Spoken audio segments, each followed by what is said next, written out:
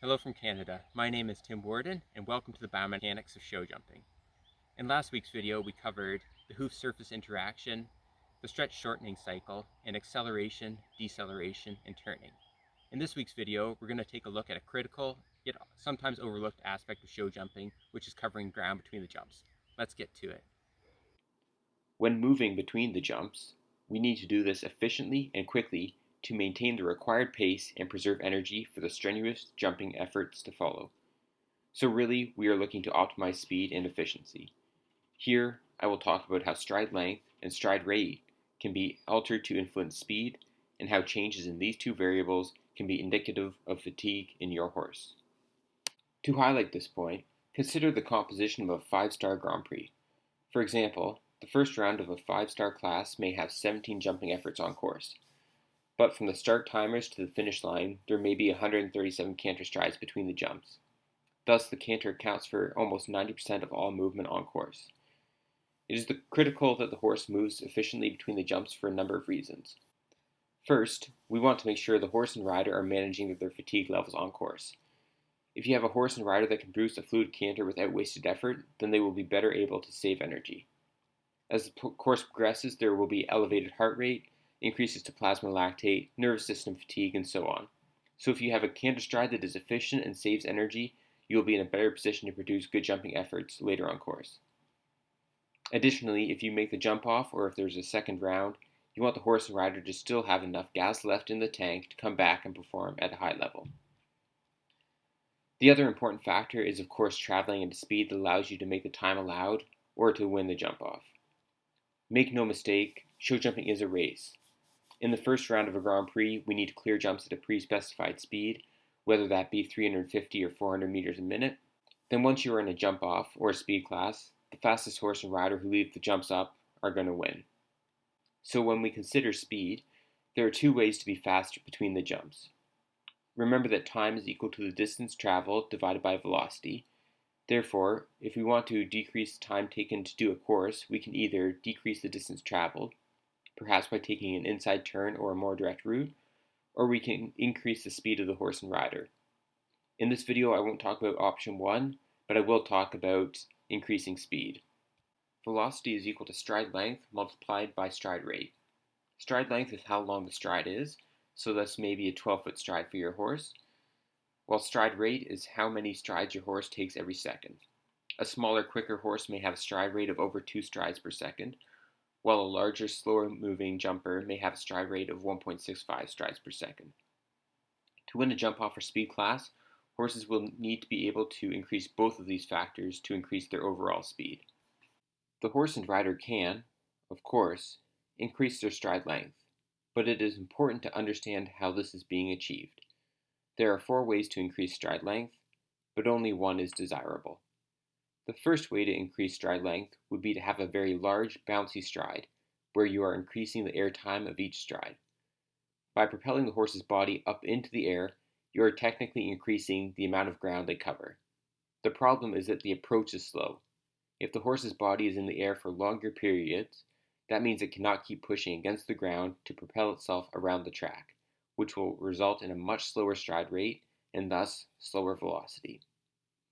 The next way to increase the stride length is by having the legs go through a larger range of motion on each stride, such that the hooves plant further in front of the body on primary impact. Again, the distance traveled on each stride will technically increase, but this creates massive braking forces, so each stride will become slower. Additionally, the significant braking forces seen at each stride could predispose the horse to injury. Another way to increase stride length would be to have the hooves push longer before toe off.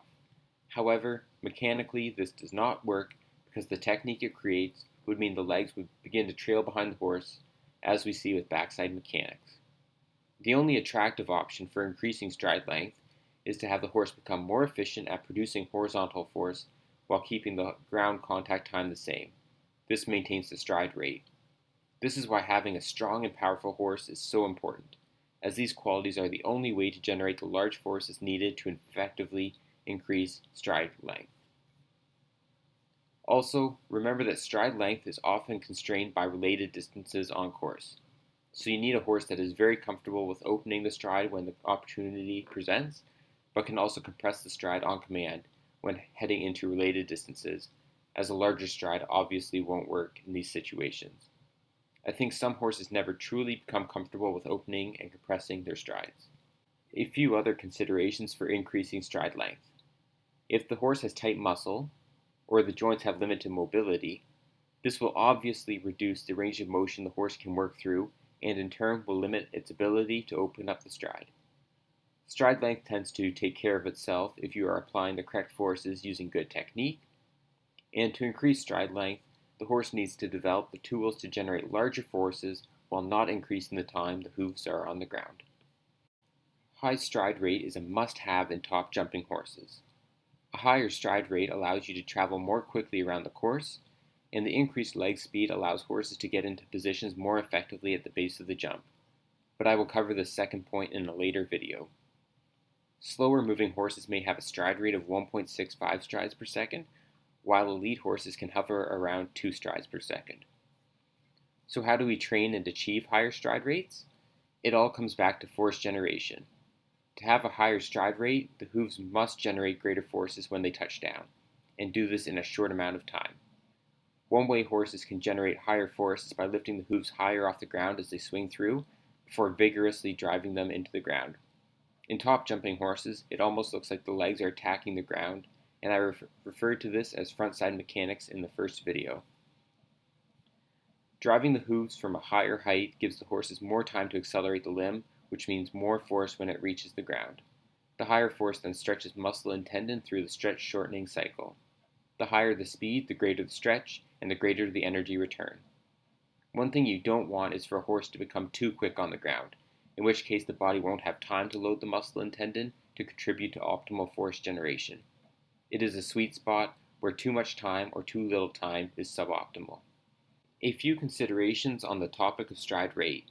It is believed that stride rate is largely innate, and we know it is highly driven by neural control. To train stride rate, you need to have a strong horse and to train its speed. Weaker horses will struggle to increase stride rate because as speed increases, they won't have the strength to counter the body returning to the ground during each stride and will begin to collapse. To maintain a high stride rate, the horse needs to keep the legs stiff and the body tall. The horse needs to be strong when the hooves touch the ground, and the rider above needs to stay balanced. If the rider is moving around, it is impossible for the horse to place the hooves confidently and forcefully. Depending on the horse, you may have an average stride that takes 475 milliseconds to 575 milliseconds to complete. So if you can shorten that stride time by just 2%, then by the end of the course you would have saved over a second. If you rely on stride length to increase speed, then whenever you get on a related distance and have to shorten the stride, you will in turn have to slow down. Conversely, a horse with a high stride rate can still execute a short stride relatively quickly. Watching a horse exercise, or feeling what is happening underneath you as a rider, can give you a lot of information about how your horse is doing. Both stride length and stride rate will decrease as the horse becomes fatigued, and this is the result of biochemical burnout and an inability to continue producing the same amounts of force. Similarly, another thing to look for is the leg no longer sweeping backward right before it contacts the ground. You're not seeing that same active motion. Hooves that look like or sound like they are falling dead on impact indicate this. Of course, asymmetries and balance issues also tell you if the horse is fatigued or sore. Of course, the world's best horses are able to lengthen and shorten, turn, accelerate, and decelerate. They can adjust the amount and timing of force application to affect these variables. The speed of the horse is all about how force is applied to the ground. In addition to having adjustability, the horse needs to move in a balanced manner. The whole body needs to work together as one unit. If the hind or front end, or the left or the right, perform the bulk of the work between the jumps, these structures will fatigue more quickly and could be at an increased risk of injury. Lastly, appreciating that the horse needs to precisely adjust the force it produces to affect the canter, you can understand how a busy or unbalanced rider, someone who is hard on the mouth or is inconsistent in their cues, could make it harder for a horse to do this effectively. The best riders in the world are consistent and quiet with their bodies for a reason. So in summary, show jumping is a race, and it is important to manage your time between the jumps efficiently. The bulk of the course is cantering, so finding ways to optimize your canter for both speed as well as shortening the distance traveled is key. The horse's speed is dictated by stride length and stride rate, which can both be increased to some extent with training. It is important to train the massive forces that are associated with faster canters. If you never train jump-off speeds at home, then when you do jump off, your horse's body will experience forces much larger than it has been trained to handle. Here, injury becomes much more likely, and the horse will also lack the skills needed to manage their speed to still jump and turn effectively. I hope you found this information valuable, and I'll see you next week when we cover how the horses and riders are able to get to the base of the jump consistently and accurately. As always, please don't hesitate to reach out and contact me over Instagram or email if you have any comments or concerns.